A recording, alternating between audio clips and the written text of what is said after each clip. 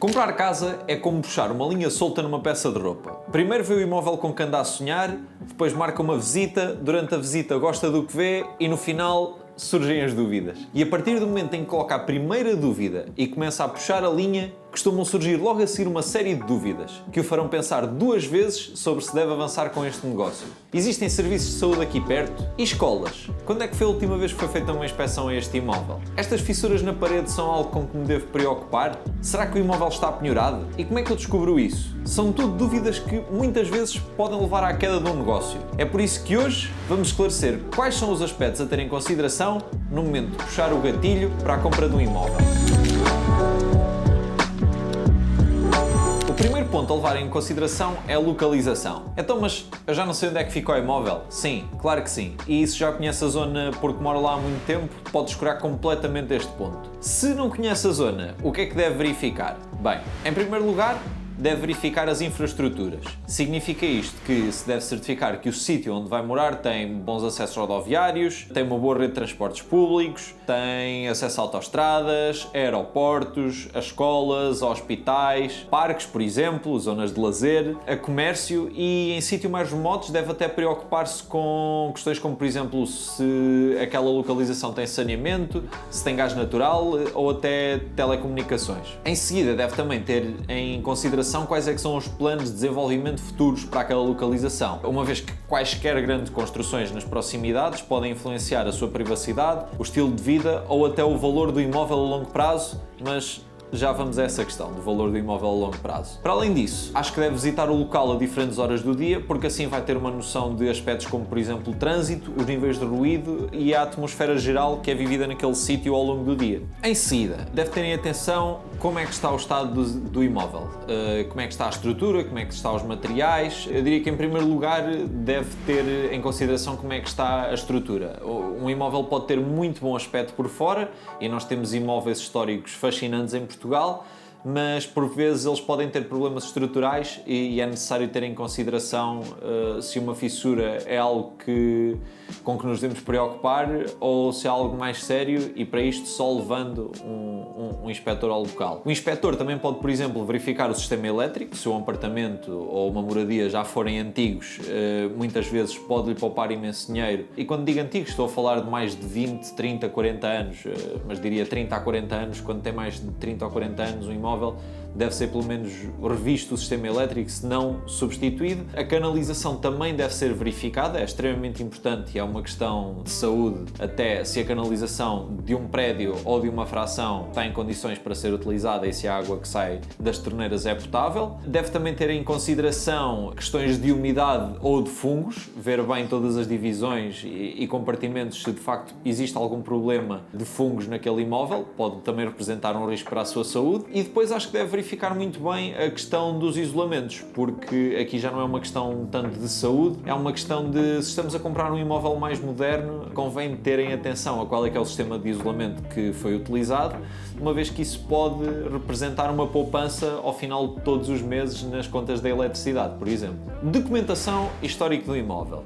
É um tópico relativamente simples de compreender, mas que requer o domínio da documentação que está afeta a um imóvel. Em primeiro lugar, há que ter em consideração a caderneta predial urbana ou rústica, dependendo do tipo de imóvel. É aqui que vamos encontrar qual é que é a morada exata do imóvel, quais é que são características como as áreas do imóvel, quanto é que paga de IMI, por exemplo, e quem é que é o proprietário.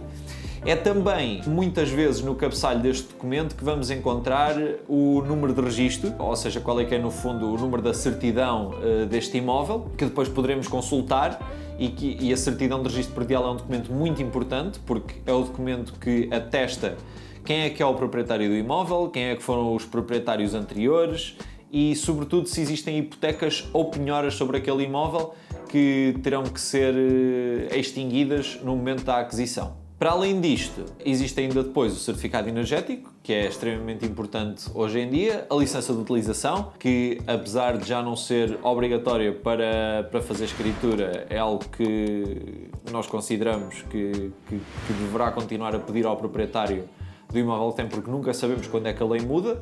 Já agora a licença de utilização é algo que basta ir à Câmara Municipal para se pedir e eles têm a autorização e eles têm a licença para lhe dar. Já não sei agora concretamente qual é o custo, mas isto varia um bocadinho também de Câmara para Câmara Municipal, tanto quanto sei. E por fim, em termos de documentação, existe algo que só existe em imóveis posteriores a 2004, ou março ou abril de 2004, agora já não lembro concretamente qual é que é o mês, que é a ficha técnica de habitação, que é preenchida e assinada pelos engenheiros que construíram o imóvel e que serve para várias especialidades e que no fundo diz quais é que são os materiais que foram utilizados para cada uma das partes do imóvel. Depois temos de ter aqui também em consideração o financiamento e fiscalidade. Relativamente à fiscalidade não há aqui muito que saber. Se estamos a vender um imóvel, temos sempre que ter atenção às mais-valias, mas neste caso da compra, os custos que estão associados à aquisição do imóvel já sabemos que são o IMT, o imposto de selo e depois os custos relacionados com o registro. O IMT pode ir de 0 a 8%, depende muito do valor do imóvel, mas já fizemos outros vídeos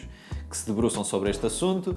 O imposto de selo é sempre 0,8% sobre o valor do imóvel ou sobre o valor patrimonial tributário, aquele que for mais alto. E depois existe o registro. O registro, por norma, anda a rondar os 500, 600 euros, isto já contando com o ato do registro e com os honorários que terão que se pagar ao advogado, solicitador ou notário. O financiamento, mesmo tendo os capitais próprios, muitas vezes o financiamento pode compensar, sobretudo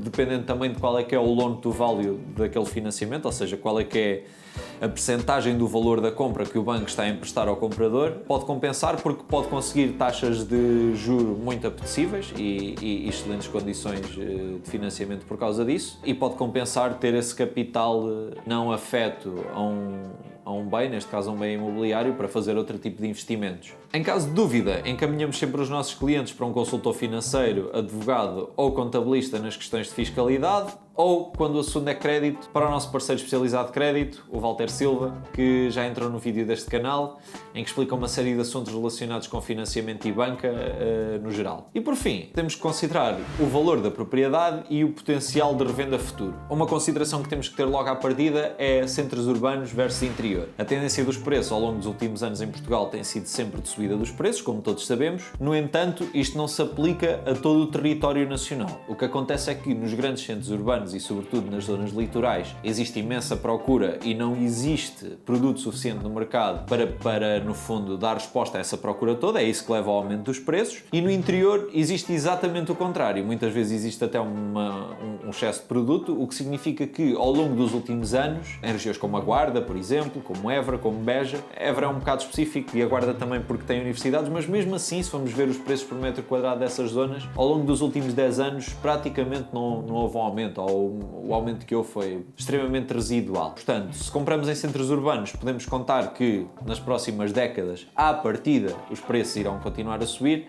E se comprarmos no interior, claro que tem o certo charme e um certo apelo ter um imóvel no interior, sobretudo para passar uns fins de semana ou para ir de férias com a família, mas temos de ter em consideração que à partida os imóveis irão desvalorizar. No entanto, há que ter em consideração que depois da compra é sempre necessário manter o imóvel da melhor forma possível para que ele mantenha esse valor e não vá desvalorizando e no fundo para que não demos poder de negociação daqui a uns anos ao futuro comprador. Há que também ter em consideração desenvolvimentos futuros, que foi algo que eu já toquei um bocadinho no primeiro ponto, mas que agora neste ponto é que são verdadeiramente relevantes, que é o valor da propriedade e o potencial de revenda. Desenvolvimentos futuros, é necessário terem atenção, por exemplo, a construção de infraestruturas, como autoestradas, ou estradas, ou pontes, que possam facilitar o acesso a uma determinada zona, ou até dificultar, se bem que isso seja raro, mas vamos supor que, por exemplo, compramos uma casa e agora vai-nos passar um viaduto ali muito perto, logo ao lado, passa ali um viaduto por cima, pronto, vai-nos estragar a vista e eventualmente pode desvalorizar o imóvel.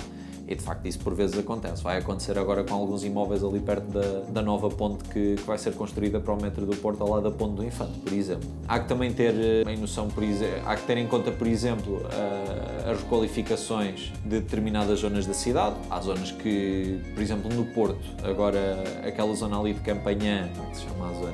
Só um bocadinho.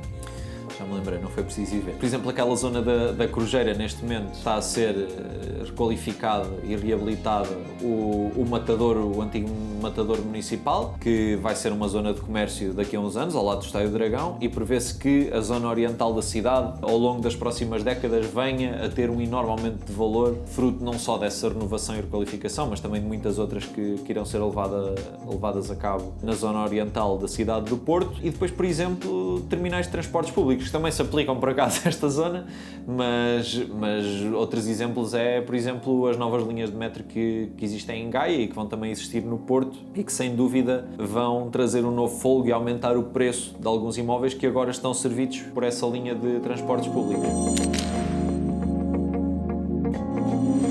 E no fundo é isto, são 5 temas principais que depois se desdobram em múltiplas questões que nós certamente não abordámos aqui todas, abordámos aquelas que são as principais e que à partida serão levadas a cabo para todos os imóveis e que esperamos que sejam muito úteis. Nós todos os dias no nosso Instagram publicamos conteúdo relacionado com o imobiliário, seja imóveis, seja conteúdo educacional ou até por vezes conteúdo só para entretenimento, pelo menos nós tentamos.